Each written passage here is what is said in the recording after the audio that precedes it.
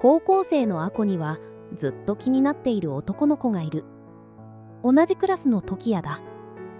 トキヤはいつも明るくてたくさんの友達に囲まれている。そんなトキヤの姿をアコはいつも教室の隅から見つめていた。アコは内気で話しかけるきっかけすらつかめないでいた。おはよう、トキヤくん。おはよう。毎朝すれ違いざまにそんな一言を交わすだけでアコの心臓はバクバクと大きな音を立てる。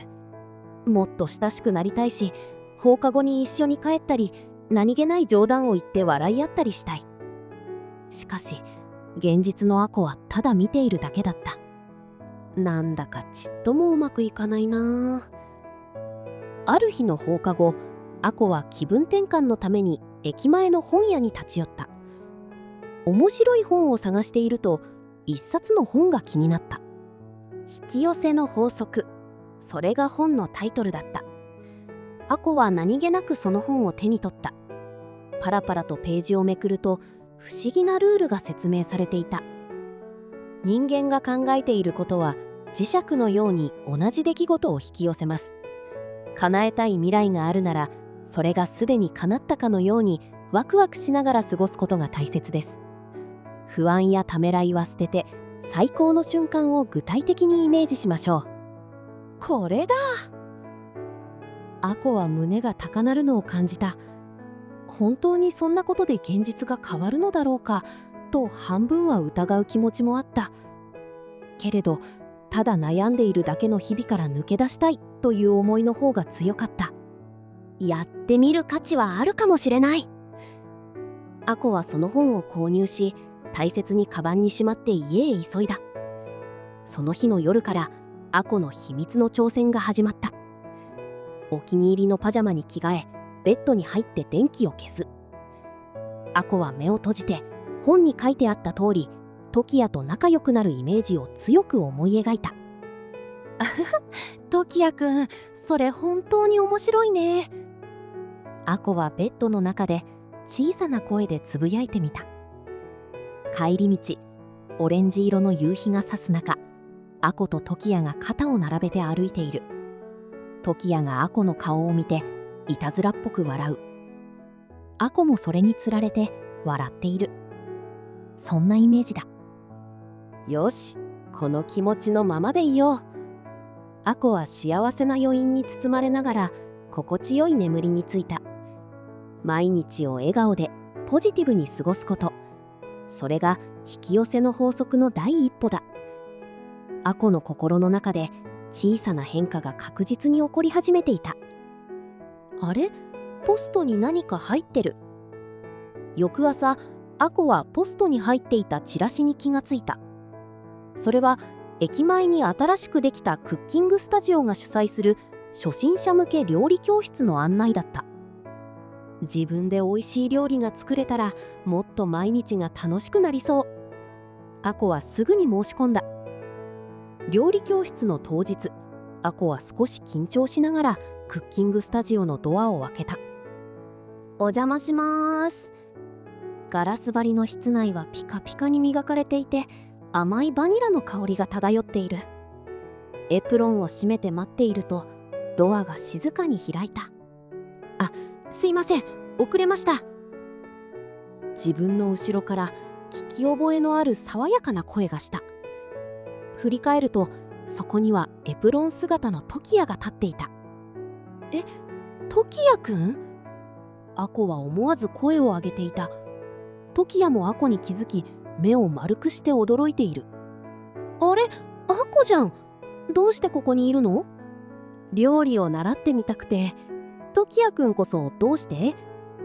アコが尋ねると、トキヤは少し照れくさそうに首の後ろをかいた。実はさ、昔から料理に興味があったんだよね。でも男一人でこういう場所に来るのってちょっと勇気がいるじゃん。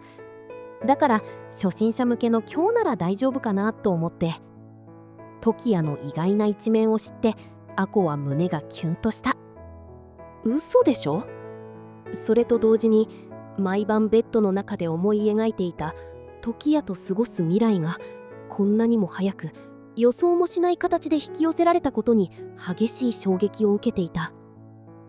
それでは皆さん、これからペアを発表します。先生の声が響いた。参加者は全部で8人。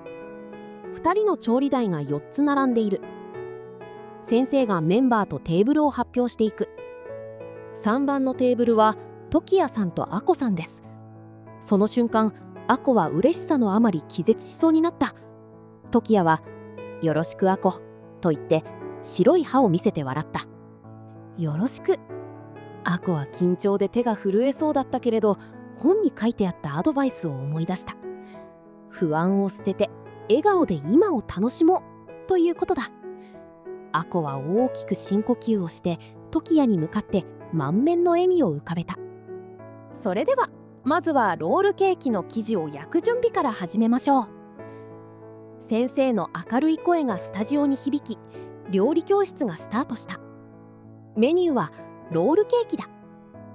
アコと時矢は並んで調理台の前に立った。アコ、俺が卵を割るからアコは砂糖を測ってくれる？時矢がテキパキと指示を出してくれた。普段学校では見られない何かに熱中する時矢の横顔があまりにもかっこよくて、アコは一瞬だけ見とれてしまった。よし、今度は俺がボールを支えるからアコがミキサーをやってみなよ。時矢に言われて、アコは緊張しながらハンドミキサーを握った。スイッチを入れるとブーンという振動が手に伝わる。液体だった生クリームがだんだんと白くとろりとした質感に変わっていく。お、いい感じじゃん。時矢が上から覗き込んできた。その顔が予想以上に近くて、アコは完全に頭が真っ白になってしまった。混ぜすぎた。我を失っていたアコはミキサーを止めるタイミングを完全に逃してしまった。生クリームは空気を含みすぎてボソボソとした硬い塊になってしまっていた。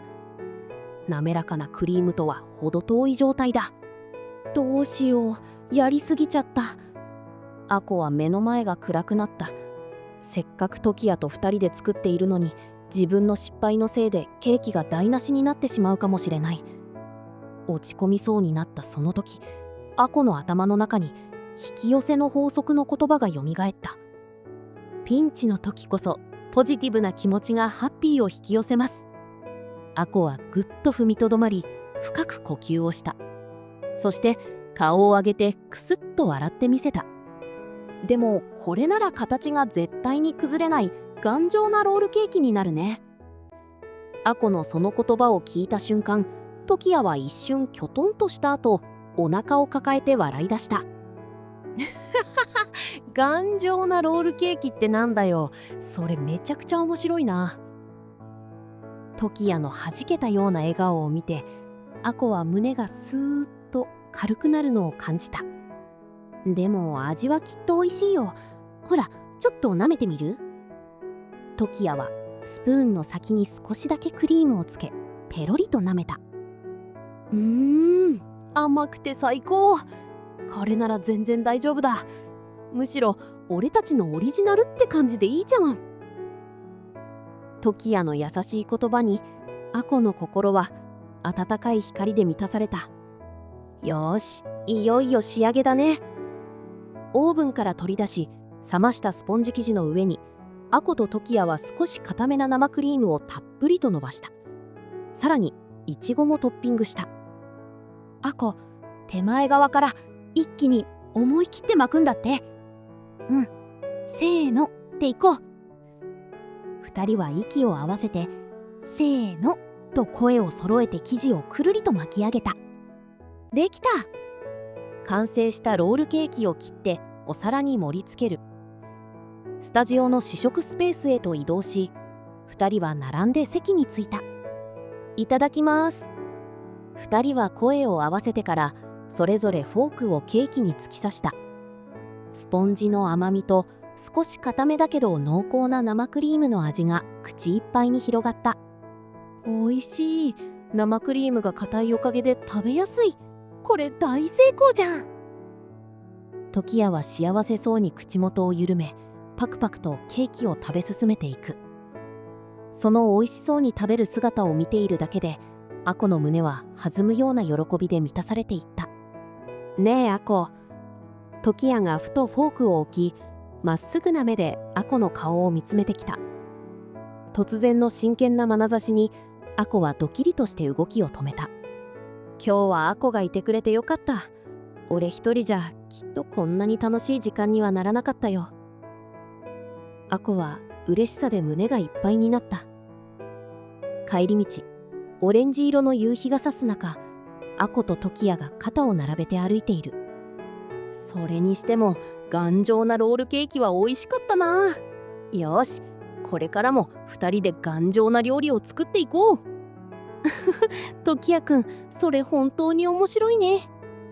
時矢がアコの顔を見ていたずらっぽく笑う。アコもそれにつられて笑っている。その時、アコはふと思った。あれ、この光景どこかで見たような。しかしアコが記憶をたぐろうとしていたまさにその時、時矢が急に真剣な顔で言った。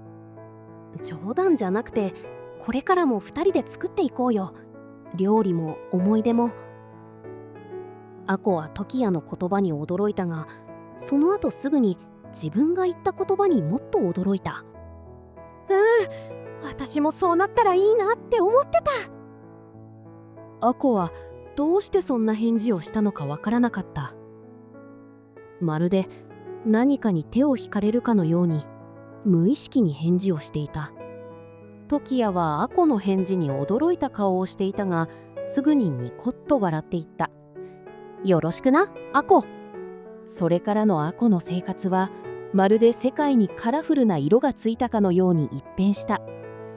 毎朝教室の入り口で目が合うと、時矢は周りの友達に呼びかけるのと同じくらい自然にアコに向かって手を振ってくれるようになった。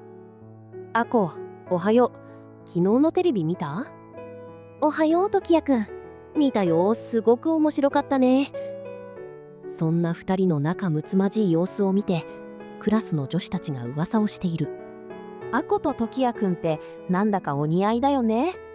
そんな声を聞くたびにアコは嬉しさを隠しきれずに頬を赤く染めた。あの本、本当に買ってよかった。きっとこれから先も2人でたくさんの幸せを一緒に引き寄せていけるはずだ。アコはこれからの2人の幸せを思い描き、そして引き寄せ始めていた。